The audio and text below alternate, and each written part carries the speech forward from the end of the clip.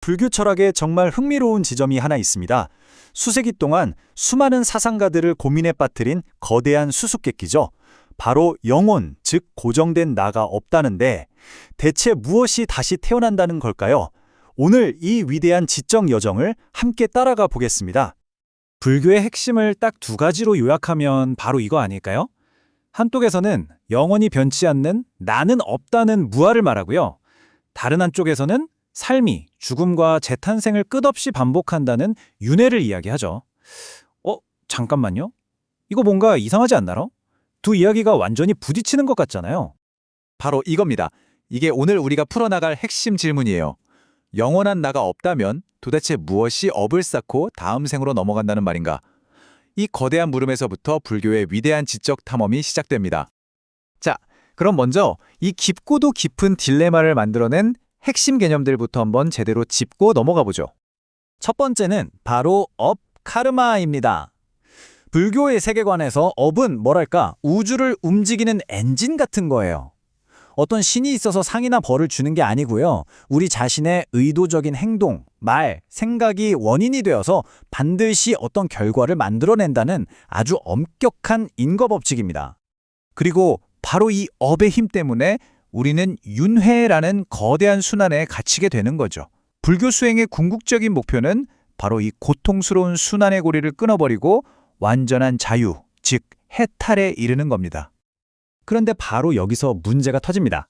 초기 불교는 당시에 널리 퍼져 있던 인도의 전통사상, 그러니까 변하지 않는 영원한 영혼, 아트만이라는 개념을 정면으로 딱 잘라 부정했거든요. 그러면서 무아, 즉 나는 없다고 선언해버린 거죠. 자, 그럼 영혼이 없는데 대체 누가 업을 쌓고 누가 윤회를 한다는 걸까요? 누가 업을 짓는가? 누가 그 결과를 받는가? 무엇이 다시 태어나는가? 초기 불교는 이 엄청난 질문을 후대의 사상가들에게 커다란 숙제로 남겼습니다. 그리고 이 숙제를 풀기 위해 첫 번째 탐정들이 등장하죠. 바로 아비달마 학자들입니다. 이분들은 마치 과학자처럼 존재와 마음의 구조를 아주 세밀하게 분석해서 이 수수께끼를 논리적으로 풀어내려고 했습니다. 당시에 여러 이론이 경쟁했는데요. 크게 두 가지가 중요합니다. 하나는 보트가라라는 건데 영혼은 아니지만 윤회를 거치는 어떤 임시적인 개인 같은 게 있다고 본 거죠. 하지만 진짜 혁신적인 아이디어는 바로 종자 이론이었습니다. 우리의 모든 행동이 업의 씨앗이 되어서 마음속에 심기고 그 씨앗이 다음 생으로 이어진다는 개념이에요. 여기서 정말 중요한 전환이 일어납니다. 윤회의 주체를 고정된 실체로 보는 게 아니라 잠재력이 이어지는 하나의 과정으로 보기 시작한 거예요. 그리고 바로 이 업의 씨앗이라는 아이디어, 이게 나중에 대승불교에서 정말 혁명적인 돌파구를 여는 아주 중요한 씨앗이 됩니다. 자, 이제 탐구의 방향이 완전히 바뀝니다. 바깥 세상을 분석하던 시선이 우리 마음의 가장 깊은 곳, 그 내면을 향하게 되는 거죠. 대승불교의 유식학파가 내놓은 정말 놀라운 해답, 바로 아레아식입니다. 우리 마음 가장 깊은 곳에 있는 거대한 저장 창고 같은 의식이라고 생각하시면 쉬워요. 우리가 살면서 심어놓은 모든 업의 씨앗들이 바로 이 창고에 차곡차곡 저장된다는 겁니다. 그럼 이 아레아식은 어떻게 작동할까요? 첫째, 우리의 모든 경험과 행동이 씨앗이 되어서 이 창고에 쌓입니다. 둘째, 이게 진짜 중요한데 이 창고는 고정된 상자가 아니라 끊임없이 흐르는 의식의 강과 같아요. 계속 변하면서 흐르는 거죠. 셋째, 바로 이 끊어지지 않는 흐름이 이번 생과 다음 생을 잇는 연결고리가 되어서 모든 업의 데이터를 다음 생으로 전달하는 겁니다. 이제 차이가 확실히 보이시죠?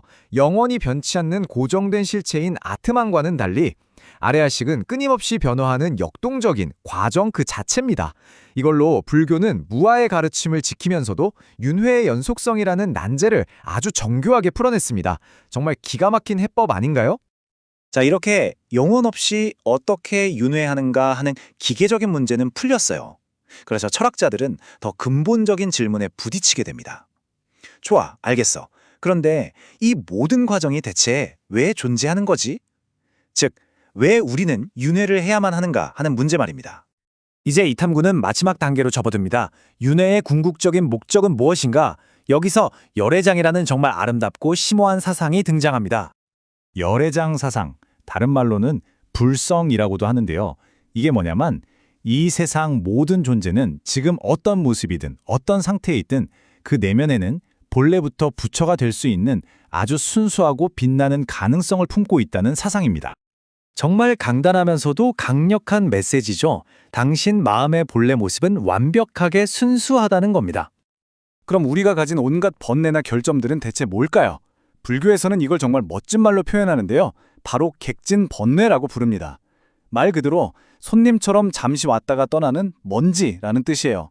번뇌는 우리 본성의 일부가 아니라 우리 본성의 빛을 잠시 가리고 있는 일시적인 장애물일 뿐이라는 거죠. 바로 이 시점에서 윤회의 의미가 180도 바뀝니다. 열애장 사상을 통해 윤회는 더 이상 벗어나야 할 고통의 감옥이 아니게 돼요. 오히려 내 안에 잠들어 있는 위대한 가능성, 그 불성을 깨닫고 실현하기 위한 성장의 무대가 되는 겁니다. 자, 그럼 이 길고 길었던 지적 여정은 우리에게 어떤 유산을 남겼을까요? 이 위대한 질문으로부터 우리가 무엇을 배웠는지 한번 정리해 보겠습니다. 시간이 흐르면서 이 두 위대한 사상은 결국 하나로 합쳐집니다.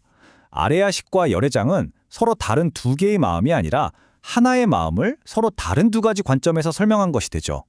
즉, 업의 씨앗을 품고 끊임없이 흐르는 오염된 마음의 측면이 바로 아레아식이고 바로 그 마음의 순수한 본성이 열애장이라는 겁니다.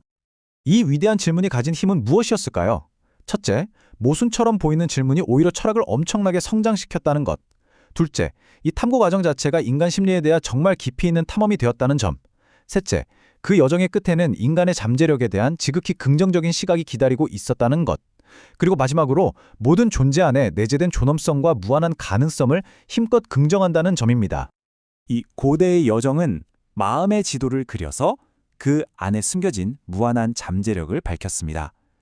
그렇다면 오늘을 살아가는 우리는 우리 자신의 잠재력을 발견하기 위해 과연 어떤 지도를 펼쳐보고 있을까요?